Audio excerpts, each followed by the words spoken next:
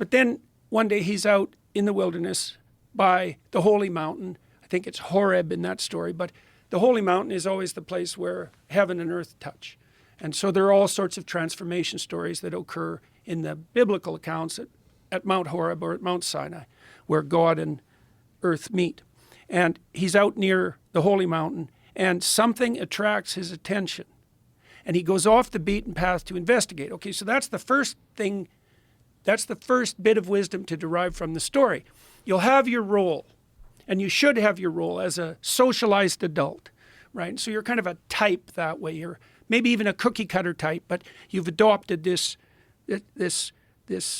mature social role. It doesn't make you a full individual, but it's better than being immature and staying in your father's tent, for example, which is what Abraham does until he's very old. So something attracts Moses' attention, and he goes off to investigate. Okay, so, and then he sees that it's a burning bush. And so what's a burning bush? Well, it's the tree of life, and life is often represented as a branching tree. And it's on fire because it's compelling, because fire is compelling. And fire is alive, and it's a symbol of life because everything that is alive burns. That's what metabolism is. And so a burning bush is like life itself intensified to the ultimate degree, and that's what attracts Moses' attention. And he gets closer and closer to it, which means he investigates more and more deeply. And as he investigates more deeply, he starts to understand that he's nearing the depths. He's on sacred ground. He takes off his shoes, and that's an indication of his willingness to transform in identity.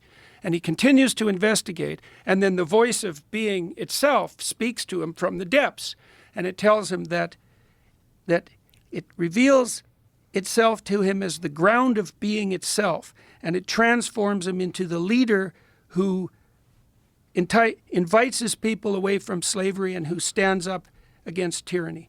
And so that's the story of Moses' baptism. And so what does that mean for the ordinary person? Well, it means that you need to grow up and adopt a role. You need to mature. You need to become an adult. You need to be a good man in your time. But then you have to pay attention to see what attracts your attention, what calls to you, because there's an autonomy about that, right? You don't get to pick what interests you.